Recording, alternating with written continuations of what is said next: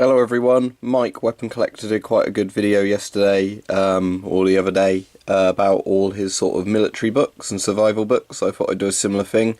I'll probably end up missing some out on this video because my books are all around the place, but I'll show you some of them. So on the left we've got an American Civil War book, and obviously I'm quite interested in the American Civil War because it's sort of leading up to World War I and modern infantry combat. Book on helicopters and modern military aircraft, so that's like combat helicopters and civilian ones, and that one's military aircraft, so planes up until most modern jets.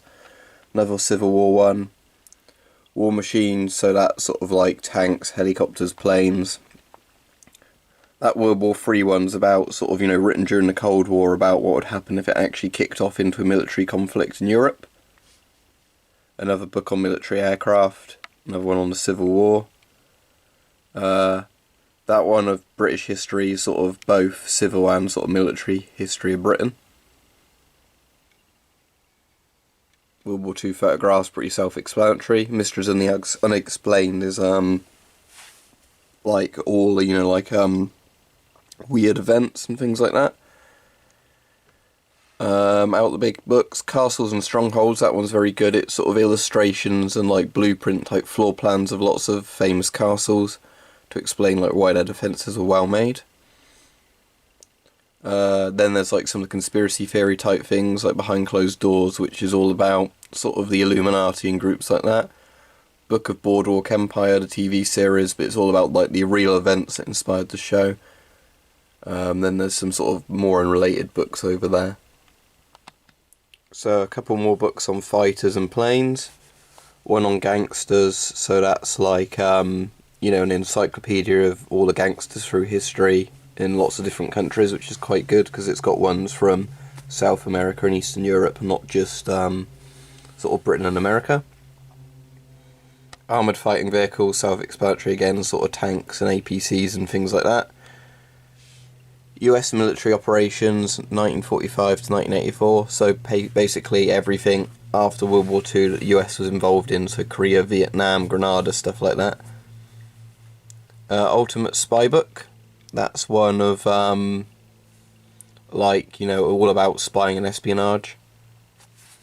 Photos that changed the world, that's quite a good one. It's all very famous historical photos, like the East German sort of soldier defecting, jumping over the barbed wire fence and stuff like that.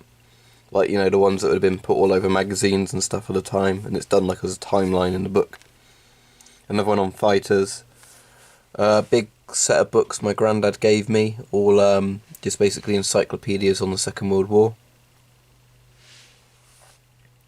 Dorling Kingsley one on soldiers, that's quite a big book.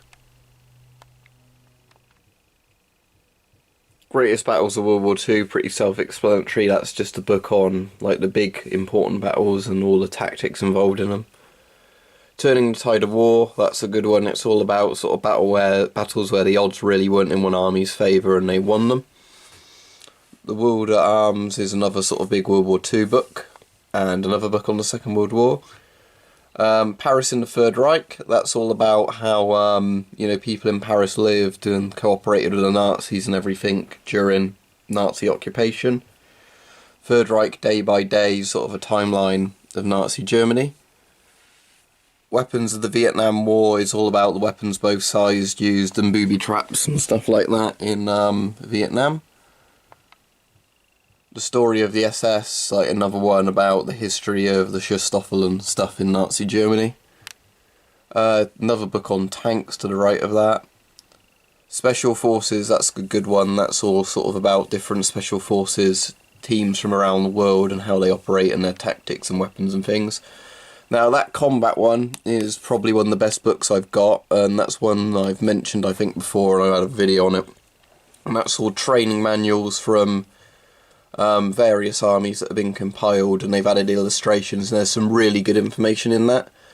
Like especially if you're somebody who's never had, been in any sort of military service, it's sort of, you could get a paramilitary quite well trained of that one. So it's all about things to avoid doing to be getting shot, like silhouetting yourself and all stuff like that, and explaining sort of basics of like attacking and defending fire positions or stuff like that, so that's really interesting.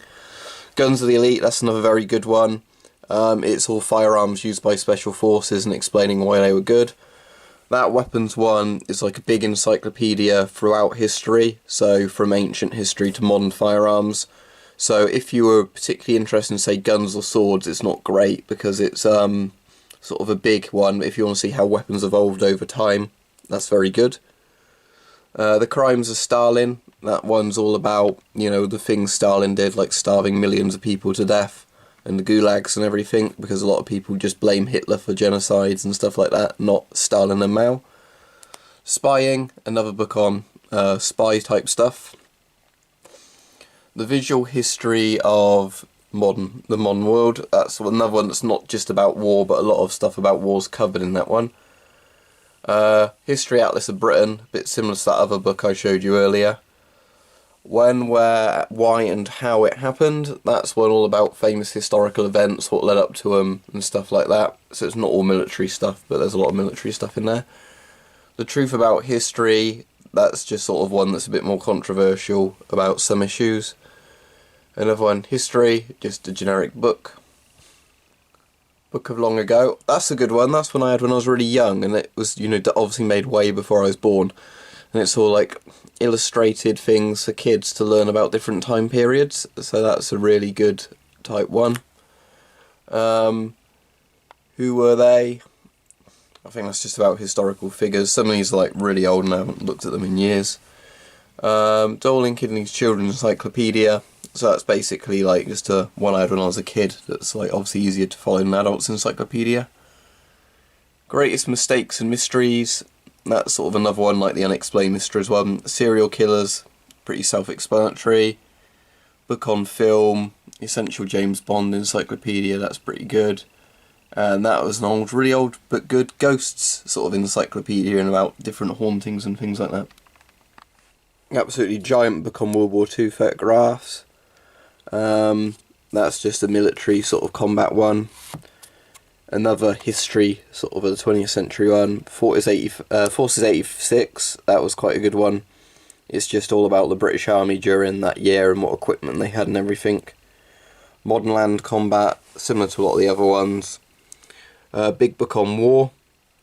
Long March on Rome, that's World War II. 45, just about 1945 as a year, sort of in history. The Wards Armies, that's another one where it's basically just an encyclopedia of the Wards Armies at the time it was written, what equipment they have, sort of what sort of training they have. That book I have twice, because I bought that in one charity shop, and then I think my dad was at a car boot sale and he picked it up going, oh, you might like this. And it's actually the same book, but one's got different like cover than the other one, but it's the same thing. And then, yeah, a few other books that aren't really related to war or anything.